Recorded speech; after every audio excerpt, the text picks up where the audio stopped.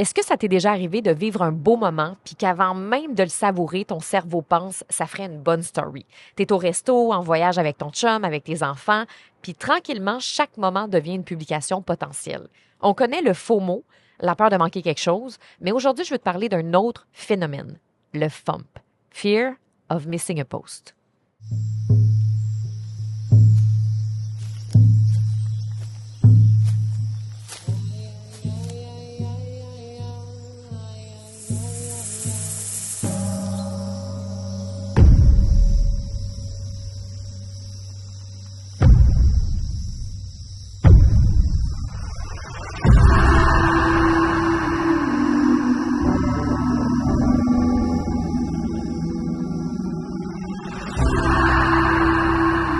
Aujourd'hui, c'est terminé de se taire. T'es pas ici pour plaire, mais pour partager un message, une vérité, une vision pour le monde. Ta voix porte quelque chose de plus grand que toi. C'est une médecine puissante. Dans ce podcast, on explore la puissance de la voix féminine, celle qui guérit, celle qui dérange, celle qui allume les révolutions. Parce que tu es ici pour créer quelque chose de grand avec ta voix, pour partager ce qui est en dedans de toi. Et c'est cette voix d'origine qui peut te permettre d'avoir une vie et une entreprise en alignement avec la leader visionnaire que tu es vraiment.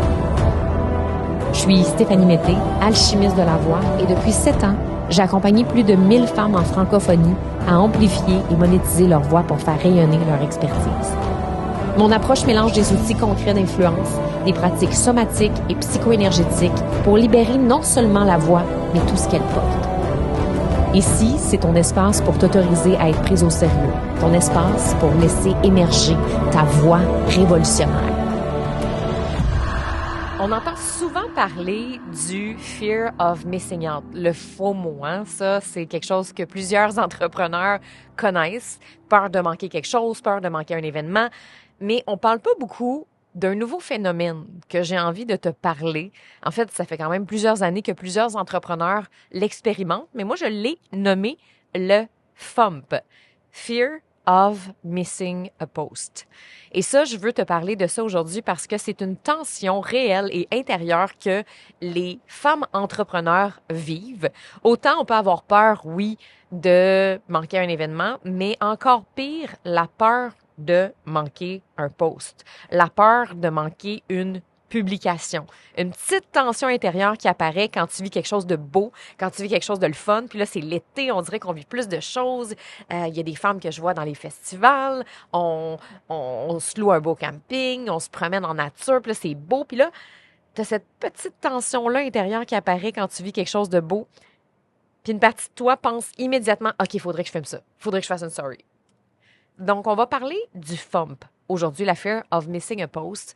Puis, j'ai eu envie de parler de ça parce que en fin de semaine, je suis allée au spa. J'en ai parlé dans mes stories Instagram parce que ça m'a marqué vraiment.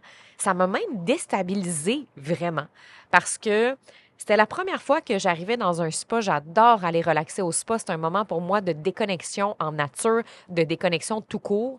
Et là, dans ce spa-là, que je n'aimerais pas nécessairement, mais tout le monde avait leur cellulaire. Là. C'est pas des blagues. Là. Je dis tout le monde, puis c'est peut-être pas tout le monde, mais il y avait énormément de gens qui avaient leur cellulaire et c'en était désagréable.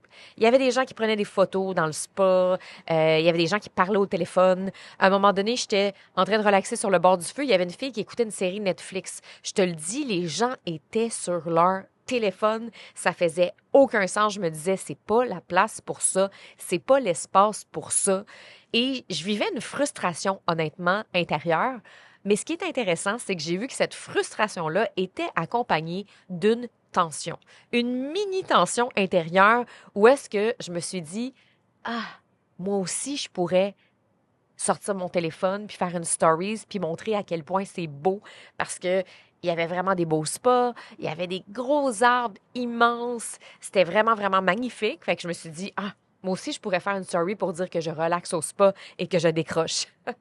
Puis ça m'a fait rire intérieurement, genre de petit rire à l'intérieur de moi qui se disait, OK, intéressant quand même juste d'y avoir pensé. Évidemment, je ne l'ai pas fait, mais je l'ai ressenti, ce feeling-là de FOMP, de Fear of Missing a Pose, de me dire, ah, c'est tellement beau, ça ferait tellement une belle story, puis je pourrais faire un storytelling où est-ce que je pourrais parler à quel point c'est important pour les femmes de déconnecter. Puis en même temps, j'étais comme, non. Mais je trouve ça vraiment intéressant parce que c'est ça qui m'amène le podcast aujourd'hui, parce que on peut tout ressentir ça. Puis il y a eu un moment où cette petite tension-là intérieure, c'était une moyenne, même une grande tension intérieure. Quelque chose qui me gossait vraiment, vraiment, vraiment, vraiment beaucoup parce qu'on nous a appris que tout était du marketing. On nous a appris que tout est une opportunité pour filmer, pour faire une stories, pour raconter une histoire, pour faire du storytelling, pour faire un lien avec notre business. Puis moi-même, c'est une des choses que j'enseigne. Mais je dirais que là où ça peut devenir un problème, c'est quand, justement, t'es pas capable de profiter du moment présent parce que tu es en train de penser que tu manques un post, que tu manques une opportunité de faire une publication, que mon Dieu, ça serait tombé le fun d'avoir ton cellulaire. Puis je pense qu'on l'a tout déjà vécu. Je me souviens d'avoir vécu ce moment-là dans ma vie où est-ce que, à un moment donné, je publiais beaucoup de choses par rapport à ma vie personnelle. Et ça, il y a eu un switch qui s'est fait, mais il y a eu un moment, là, peut-être 4 ans, où est-ce que je partageais beaucoup de choses dans mes stories. Je partageais un peu ce que je faisais, je partageais beaucoup de choses personnelles, je partageais ce que je mangeais, ce que je faisais. Et à un moment donné, quand tu développes cette habitude-là, ben c'est très, très difficile après de, je trouve, profiter du moment présent sans filmer. Et ça, c'est quelque chose qui, moi, m'a dérangée quand je l'ai observé il y a de ça plusieurs années. Je me souviens d'avoir même fait un épisode de podcast à l'époque dans mon ancien podcast parce que à un moment donné, tu t'habitues tellement à documenter ta vie qu'il y a des phénomènes psychologiques qui se renforcissent. En psychologie, il y a un phénomène qui s'appelle la self-presentation, OK? Ça, c'est le besoin de gérer l'image que les autres ont de nous. Fait que plus on est exposé aux réseaux sociaux, plus ce mécanisme peut prendre une place. Puis quand on est entrepreneur, on le sait qu'on doit publier, on le sait qu'on doit partager. Donc, au début, l'intention est positive. L'intention est toujours positive. Parce qu'on apprend à développer des réflexes aussi entrepreneuriales, puis on apprend à développer des réflexes de réseaux sociaux, puis en même temps, c'est une business. Fait que là, on est comme, OK, est-ce que ça ferait une bonne story? Oui. Fait qu'au début, c'est un apprentissage. Et à un moment donné, ben, on réalise que le cerveau est en train de quitter le moment présent. Puis c'est là, honnêtement, que moi, j'ai commencé à ressentir un fucking malaise. Parce que là, j'étais en train, par exemple, de vivre un souper d'amoureux avec mon chum. Puis là, on est en train de prendre un petit verre de vino. On est en train de se regarder dans les yeux.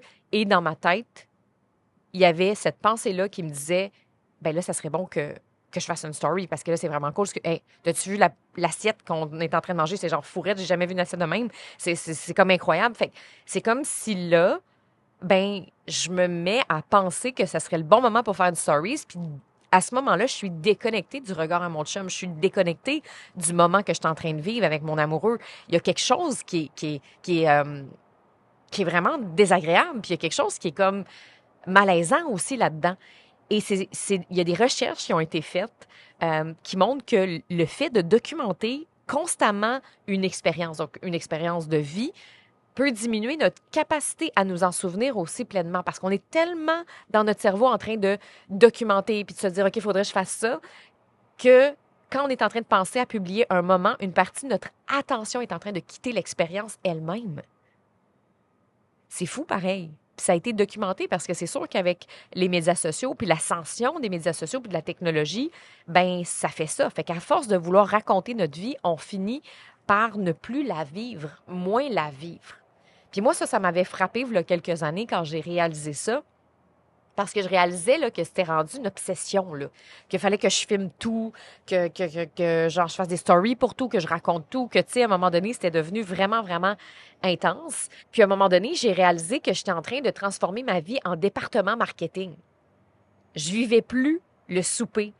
Je vivais un reel. Je regardais plus un coucher du soleil, je regardais une future story. J'étais pas en train de savourer mon taco avec plein de crevettes, de mangue, de poissons. Je me demandais si je devais filmer mon taco. Ça, là, c'est challengeant. Et c'est là qu'à un moment donné, je me suis posé une question. Est-ce que je veux devenir une influenceuse? Est-ce que je veux devenir une personne connue? Est-ce que je veux devenir une célébrité ou une personne qui sert aux gens, une personne qui est là pour aider, une personne qui est là pour transformer. Puis pour moi, c'est là que j'ai réalisé que il y avait une différence majeure entre partager sa vie et partager son expertise. Qu'est-ce que ma cliente a besoin de comprendre aujourd'hui? C'est devenu ma question. C'est plus qu'est-ce que ma cliente a besoin de voir de ma vie. C'est qu'est-ce que ma cliente a besoin de comprendre aujourd'hui. Et c'est là que je me suis mis à cesser de publier des choses de ma vie personnelle. Le plus possible. De temps en temps, c'est OK, tu sais, parce que oui, on est humain, puis on entend souvent en entrepreneuriat, puis on entend souvent que pour les réseaux sociaux, on a besoin de créer des liens humains. Ben oui, définitivement, c'est ce que j'apprends. On veut créer des liens humains, on veut créer des liens de connexion, sauf que pour vrai, j'ai pas besoin de montrer mon smoothies pour ça. J'ai pas besoin que quelqu'un fasse Oh my God, je bois le même genre de smoothies que Steph parce que je suis pas une coach fitness. J'apprends pas rien en lien avec les smoothies. Fait que je suis pas obligée de partager tous les petits moments, toutes les petites choses que je fais dans une journée. Par contre, s'il y a une histoire qui peut servir à ma cliente, je peux la raconter. Mais à un moment donné, c'est d'être capable de faire OK, c'est malsain là présentement. Là, en ce moment, je suis pas en train de profiter du souper que je suis en train de vivre avec mon amoureux ou je suis pas en train de profiter du spa parce que là, je suis en train de documenter ce que je suis en train de faire et non, je suis pas en train de vivre ce que je suis en train de faire. Et c'est là que la fear of missing a post arrive. Parce qu'on n'est plus dans t'as peur de manquer le moment, puis c'est ça que je trouve challengeant. C'est que ce qui devrait nous inquiéter, c'est la peur de manquer le moment avec notre conjoint. C'est la peur de manquer notre moment de déconnexion. C'est la peur de manquer ce moment-là avec notre ami qu'on n'a pas vu depuis longtemps. C'est ça qui devrait nous challenger. Mais ce qui nous challenge, c'est souvent la peur de manquer l'occasion d'en faire du contenu. Puis ça, là, je t'en parle, puis ça vient éveiller quelque chose à l'intérieur de moi. Parce que cette espèce de petite voix-là qui transforme chacun de tes moments de vie en potentiel contenu à gosse. Puis ça peut demander un effort cognitif au début de faire comme Hey, je le filmerai pas, cette affaire-là. Je le filmerai pas. Puis là, des fois, c'est comme ça m'obsède. Là. Je prends mon téléphone, je suis comme oh, je veux filmer ça. Puis ça, c'est quand j'ai eu la réalisation, la prise de conscience, il y a à peu près 3 ans. Là, ça s'est allégé. En fin de semaine, ce que j'ai vécu, c'est une micro-tension. Puis autant que ça m'a dérangé d'avoir cette réflexion-là, ça m'a dérangé d'avoir eu envie de sortir mon cellulaire, mais en fait, je pense que ce qui m'a donné envie, c'est parce que tout le monde l'avait. Parce que honnêtement, tu sais, je vais souvent au spa puis j'ai pas cette envie-là. Je vais souvent au spa puis je sens pas le besoin de filmer, je sens pas le besoin de prendre de photos. Mais c'est comme si t'arrêtes de fumer, puis t'es bien dans le fait que t'as arrêté de fumer, mais là, t'arrives dans un party puis tout le monde fume, puis ça te donne une petite envie. Ben, c'est un peu ce qui s'est passé. C'est que normalement, j'ai pas envie de filmer quand je vis un moment de déconnexion ou quoi que ce soit. Sauf que là, étant donné que les gens avaient leur cellulaire, ben ça m'a comme un peu challengé. Ça m'a comme un peu, je pourrais moi aussi.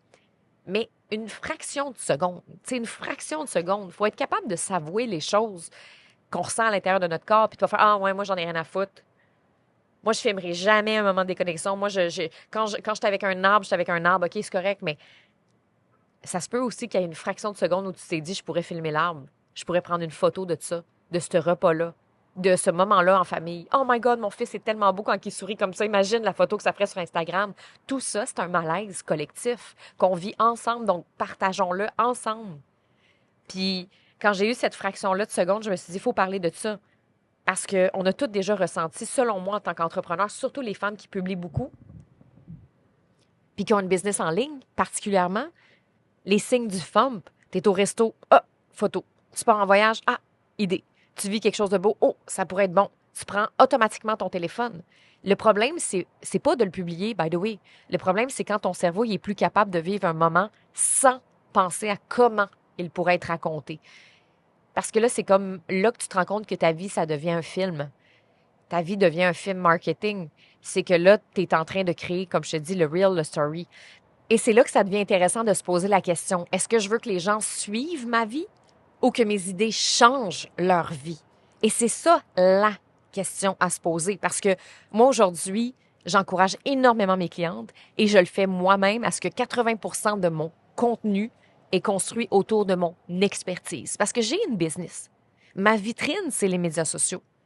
Et je sais que je fais énormément d'argent grâce à ça. Demain matin, j'ai plus de médias sociaux. Mon chiffre d'affaires va passer de, comme là en ce moment, c'est un de nos plus gros mois. C'est normal, on est en lancement estival, mais je vais passer de peut-être un mois à 80-100 000 à un mois à 10 000. Demain, je suis plus sur les réseaux, là. Je dois penser différemment. Je dois faire de la business différemment. Est-ce que c'est possible? Oui, mais les médias sociaux m'apportent des choses extraordinaires. Puis ça, il ne faut pas l'oublier parce que des fois, on a tendance à chialer. Puis, tu sais, aujourd'hui, je porte à ton attention cette réflexion-là, mais les médias sociaux ont aussi transformé ma vie et la vie de tellement de mes clientes. Je veux dire, je ne serais pas où je suis sans avoir connecté avec des gens extraordinaires de partout à travers le monde. Les médias sociaux, c'est une vitrine exponentielle où est-ce qu'on peut connecter avec des gens partout à travers la planète. C'est ça qui m'a permis de coacher des milliers de femmes à travers les années. C'est ça qui m'a permis de faire connaître mon brand à travers la francophonie mondiale. C'est ça qui m'a permis de faire des conférences à Paris, de faire des conférences sur les plus grands stages aussi au Québec. C'est ça qui m'a permis de me positionner. C'est ça qui m'a permis d'acheter ma maison au Costa Rica, d'acheter ma Westphalia quand je la voulais il y a de ça plusieurs années. C'est tout ça aussi. Donc, faut pas oublier que ça peut nous apporter tellement de bien, tellement de positif. Il y a tellement de femmes extraordinaires qui sont devenues mes meilleures amies aujourd'hui grâce à quoi? Au web. Donc, je suis pas en train de dire qu'on doit se retirer puis juste vivre en nature, puis comme déconnecter à 100%, puis on déplogue tout. Non. Mais peut-on l'utiliser le plus possible consciemment, intelligemment, être consciente que, hey, si tu vis une obsession à partager tout ce que tu vis, juste comme slow down. Réalise-le, puis quand ça arrive, premièrement, tape-toi pas dessus, fais juste l'observer, fais OK, c'est intéressant. Mais je ne vais pas résister à la tentation de prendre en photo mon plat de moule ou mon plat de saumon fumé si mon objectif de la soirée, c'était de passer une soirée d'amoureux avec mon chum. Tout est une question d'objectif et d'intention. Là, en ce moment, justement, je suis en lancement estival. Et quand je suis avec, par exemple, mon amie Émilie, ben, on fait de la business. On est en mode lancement. Donc, c'est sûr qu'on va faire des stories et qu'on va se filmer parce que notre intention aussi, c'est que les gens voient notre behind the scene, voient notre univers, connectent avec nous pendant le lancement. Donc, c'est pas le même objectif. L'objectif, c'est pas que je passe un moment avec elle entre amis où est-ce qu'on veut être pleinement connecté avec notre tasse de cacao. Puis si c'est le cas, on filmera pas. Moi, souvent, quand je suis avec mes amis, je ferme mon cellulaire complètement. Je le ferme.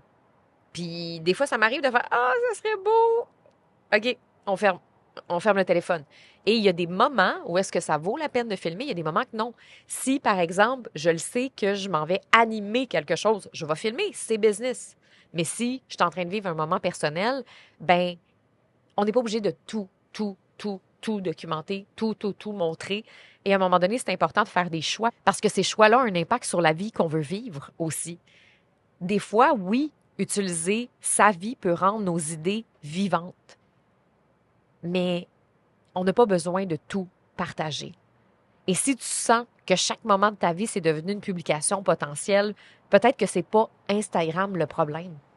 Parce que j'entends tellement de femmes chialer « Ah, Instagram, ah, Facebook, ah, l'algorithme ». Mais oublions pas que c'est nous qui prenons nos décisions. On a une responsabilité. Et peut-être que ton prochain niveau de liberté, c'est pas de publier plus, c'est de recommencer à vivre certains moments juste pour toi. Puis c'est là, en fait, que tes plus grands storytelling vont peut-être naître. Parce que ces moments de profonde connexion à toi, de profonde connexion à la vie, de profonde connexion à la nature, c'est ça qui va faire que tu vas incarner encore plus ton leadership, incarner encore plus la femme incroyable que tu es. Parce qu'au bout du compte, les gens n'ont pas besoin de connaître chaque détail de ta vie. Et moi, j'ai envie que mes médias sociaux soient comme un héritage pour mes idées, un héritage pour ma vision, un héritage pour ce que je partage, que j'ai envie de laisser comme trace dans le monde. Donc, au lieu de partager ce que tu fais, ben partage ce que tu es profondément. Et ça va faire une différence. On n'a pas besoin de savoir ce que tu as fait hier, ce que tu as mangé hier, comment tu t'es peigné hier. Mais si demain matin, tu voulais laisser une chose sur tes médias sociaux, ce serait quoi? Si demain matin, c'était la dernière journée de ta vie, qu'est-ce que tu aimerais que les gens disent en regardant ta plateforme de médias sociaux? Et moi, c'est vraiment plus dans cette optique-là que j'ai envie d'aimer publier, d'aimer partager, d'aimer être présente dans une optique de je ne suis pas obligée de, mais j'ai envie de. Donc, une belle réflexion à avoir concernant les médias sociaux cette semaine. Si ça résonne avec toi, viens me partager qu'est-ce qui est sorti, qu'est-ce qui est là pour toi cette semaine, parce que je pense que ça fait beaucoup réfléchir ce genre de situation-là. Et nous, on se retrouve pour un prochain épisode la semaine prochaine. Je pense, est-ce que ce sera un des derniers épisodes? Parce que je vais prendre après une petite pause pour le reste de l'été, mais il y a un épisode certainement la semaine prochaine. Bye! Ciao, ciao! Cet épisode-là a éveillé quelque chose en toi, t'a fait vibrer, viens me le dire. La meilleure façon de le faire, laisse un 5 étoiles sur Apple Podcasts et écris ton témoignage. Mais surtout, partage-le. Envoie cet épisode-là à une femme que t'aimes. Une femme qui, elle aussi, aurait besoin d'entendre ce message-là. Parce qu'en l'écoutant, elle pourrait, elle aussi, commencer à libérer sa voix ou à retrouver sa puissance. Et c'est ça, élever nos voix ensemble. Je te dis à bientôt